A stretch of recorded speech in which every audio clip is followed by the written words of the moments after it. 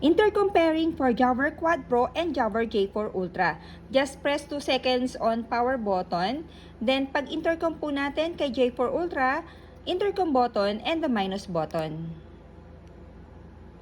Blue and red light kay Ultra. Then, sa Quad Pro natin, intercom button and the plus button dito sa taas. 2 seconds lang din po. Yan. Maririnig nyo yung searching. Pairing successful. Then, press the intercom button kay J4 Ultra.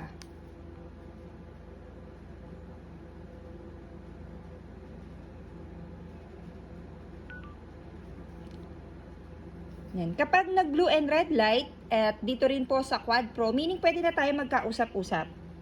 Testing natin. Ito yung sa boom mic.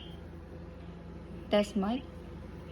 Test mic 1, 2, 3. 1, 2, 3. Test mic 1, 2. Yan. Kapag tatanggalin na po yung ating pagkaka-intercom, just press the power button dito kay Ultra. Then dito naman po, press and hold lang po natin to para ma-end up communication or intercom. Pero kapag gusto natin bumalik sa pagka-intercom, just press the intercom button. Ayan. Blue and red light, both unit, intercom connection.